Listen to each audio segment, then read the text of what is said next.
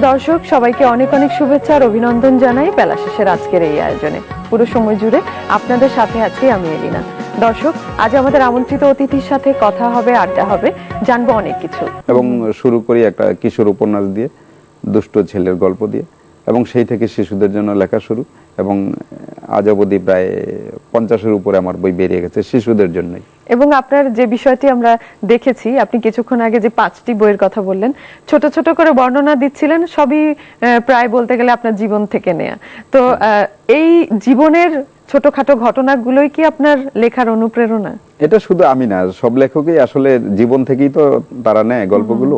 কখনো নিজের জীবন, কখনো তার বন্ধুর জীবন, কখনো তার পরিবারের জীবন কাহিনী নিয়েই কিন্তু সে সার্বজনীন করে তোলে। নিজের জীবনটা যখন সে সার্বজনীন করে তুলতে পারে, তখনই তার সার্থকতা।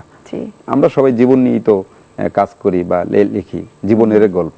সেই বইমেলা যেহেতু শুরু হয়ে গেছে, আমাদের সবারই প্রত্যাশা যে খুব সফল একটা বইমেলা প্রতি বছরই হোক, হাজার মানুষের পদচারণায় মুখরিত হয়।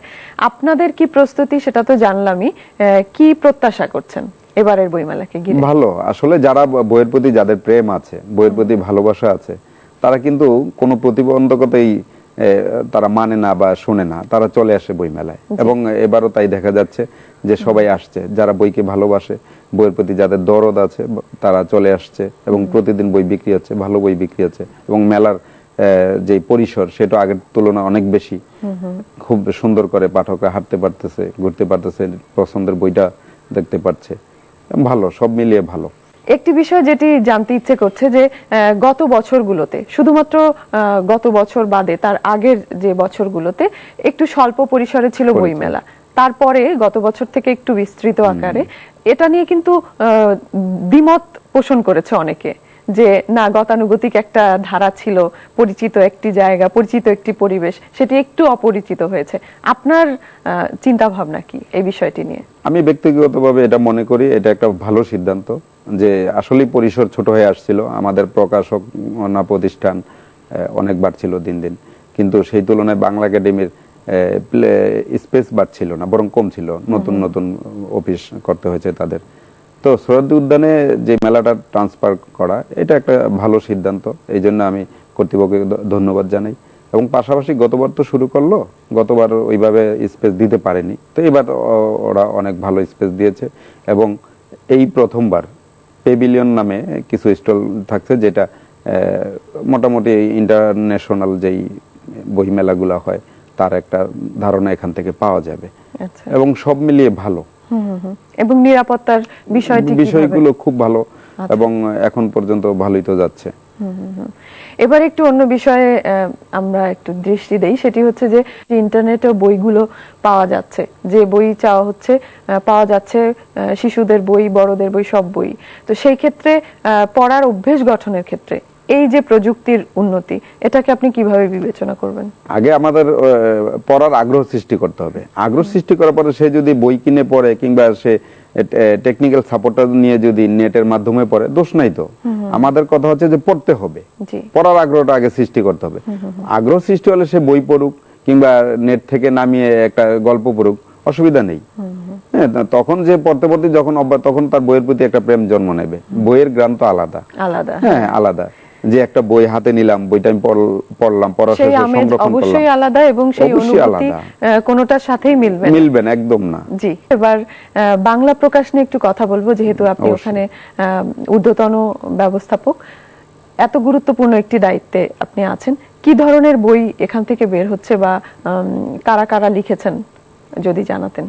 বাংলা প্রকাশ থেকে বরাবরই আমরা বিষয়ভিত্তিক বইয়ের উপর জোর দিয়ে থাকি। পাশাপাশি বাংলাদেশের যারা লেখালেখি করছে এবং লেখালেখি করে তাদের নিজেদের অবস্থান তৈরি করেছেন, তাদের বলা যায় অধিকাংশ লেখকের বই আমাদের এখানে আছে। কবি নির্মলেন্দু গুণ, মহাদেব সাহা, আনোয়ারা সৈয়দ হক, মঞ্জু সরকার, লুৎফর রহমান রিটন, বেলাল মোহাম্মদ, আসাদ চৌধুরী, যদি মোটামুটি যারা প্রতিষ্ঠিত, সকলের বই বাংলা প্রকাশে আছে। এবং এই বছরের কথা যদি আমি বলি, আমাদের এখান থেকে বিষয়ভিত্তিক বেশ কিছু বই আসছে, প্রায় 30 থেকে 35টা, এবং মুক্তিযুদ্ধ উপর কিছু বই আছে। যেমন একটা বই আছে জেনোসাইড 1971, জি। এই বইটা একটা আমি মনে করি যে একটা মুক্তিযুদ্ধের দলিল হয়ে থাকবে সারা জীবনের জন্য। একটা বড় বই, এই বইটা আসছে বাংলা প্রকাশ থেকে। পাশাপাশি মুক্তিযুদ্ধের নাটক নিয়ে একটা সংকলন আছে, এবং যেটা বলছিলাম যে বাঙালের আমেরিকা দর্শন, আমার লেখা যে বইটা, সেটা বাংলা প্রকাশ থেকেই আসছে। সব মিলিয়ে প্রায় 30 থেকে 35টা বই আসবে। এবং একটি বই আসছে যেটি যুদ্ধ শিশুকে নিয়ে।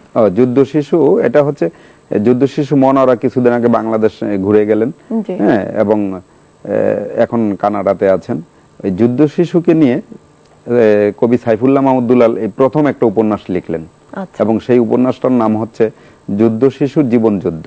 মনোয়ারাকে কেন্দ্র করে তার জীবন কাহিনী এবং বাংলাদেশে এসে ঘুরে যাওয়া তার অনুভূতি এবং নিজের যে নাগরিকত্ব লাভ, সনদ পাওয়া, সব মিলিয়ে আনন্দ বেদনার একটা কাব্য বলা যায়। আচ্ছা। এবং আশা করি এই বইটা একটা এই মেলার সবচেয়ে আলোচিত একটা বই হবে। এছাড়াও আর উল্লেখযোগ্য নতুন লেখকদের কি কি বই আছে?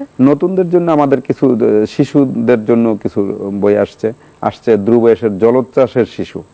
এই বইটা আমি মনে করি আলোচিত হবে। জলোচ্ছ্বাসের শিশু। এবং ধ্রুবয়েশ মূলত আর্টিস্ট এবং বাংলাদেশের প্রচ্ছদ শিল্পের। এটির বিষয়বস্তুটা কি? এটা একটা উপন্যাস আর কি। এটা ধ্রুবই লিখেছে, এবং এটা বই চলে আসছে অলরেডি মেলায়, এবং এই বইটা ভালো যাচ্ছে। নতুনদের যে লেখার প্রতি আগ্রহী করে তোলার জন্য বাংলা প্রকাশ কি ধরনের উদ্যোগ নেয়?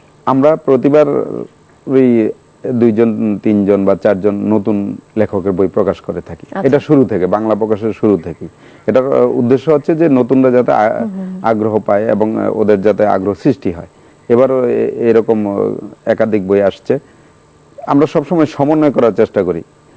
প্রখ্যাত প্রবীণ লেখক, হ্যাঁ, যারা প্রতিষ্ঠিত, পাশাপাশি বিষয়ভিত্তিক কিছু বই, এবং সেই সাথে নবীনদের কিছু বই। আচ্ছা। সব মিলিয়ে একটা সমন্বয় করা হয় আর কি। একটি অভিযোগ আছে যে প্রকাশকরা লেখকদের কাছ থেকে অর্থ নিয়ে বই প্রকাশ করেন, তো সেই বিষয়ে আপনার অভিমত কি? সেটা যে নেই তা আমি অস্বীকার করব না। কয়েক হাজার প্রকাশক আছে বাংলাদেশে, এর মধ্যে অবশ্যই 2-4 দর্জন সেই কাজটি করতেই পারে। হ্যাঁ, সেটা শুধু যে প্রকাশকদের দোষ আমি বলবো না। কিছু লেখকও আছে, তারা চায় মানে লেখক হওয়ার আগেই কি করে তার বইটা প্রকাশ হবে সে পাগল হয়ে যায়। তখন সেই কিন্তু ওই প্রকাশকের দরজায় দরজায় ঘুরে যে আমি টাকা দেবো, আমার বইটা ছেপে দিন, বই হোক বা না হোক। তো কিছু তো স্বাভাবিক কারণেই, ভালো মন্দ মিলেই সব জগতে আছে, সবটা ক্ষেত্রে সব সেক্টরে আছে। তো এরকম কিছু বেরোচ্ছে। তো আমি এটা মনে করবো যারা লেখালেখি করে তাদের উচিত হবে আগে পত্রপত্রিকায় লিখুক, বিভিন্ন জায়গায় লিখে তার সে নিজেকে প্রতিষ্ঠিত করুক। এরপরে প্রকাশকরাই তাকে খুঁজে বের করবে যে তার লেখাটা ভালো, আমি তাকে নিয়ে আসি। এবং এরকম হয় কিন্তু, পত্রপত্রিকায় নিয়মিত লিখছে এরকম লেখক দেখে আমরা কিন্তু বলি যে এই তার সম্ভাবনা আছে, তার বই করতে পারি। আমরা করি। আমরা তো অনেক নতুনের বই বের করি, কখনো কারো টাকা নিয়ে আমরা বই করি না। বাহ, খুব ভালো লাগলো। আপনি একজন শিশু সাহিত্যিক, শিশুদের জন্য এভাবেই রচনা করে যান, এটা আপনার প্রতি প্রত্যাশা থাকবে। এবং শিশুরাও যেন এরকম শুদ্ধ সংস্কৃতির মধ্য দিয়ে বেড়ে উঠতে পারে, সেটা আমাদের সবারই কাম্য। অনেক ধন্যবাদ আপনাকে স্টুডিওতে সময় দিয়েছেন।